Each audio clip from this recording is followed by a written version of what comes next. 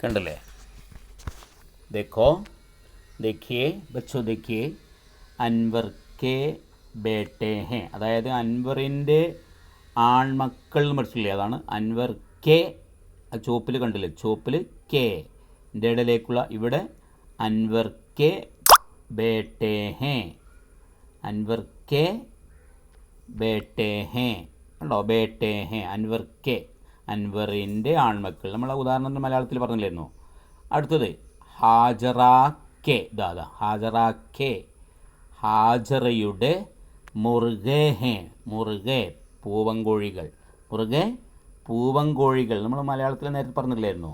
Hajara K മുറുകെ ഹേ, Hajara K മുറുകെ, വായിക്ക് ശരിക്കുക, മുറുകെ ഹേ, മുറുകെ ഹേ, ഹാജറ കെ മുറുകെ ഹേ, ഹാജറ കെ മുറുകെ ഹേ. മറ്റത് അൻവർ കെ, എന്താണ്, അൻവർ കെ ബേട്ടെ, ബേട്ടെ ഹേ, ബേട്ടെ ഹേ.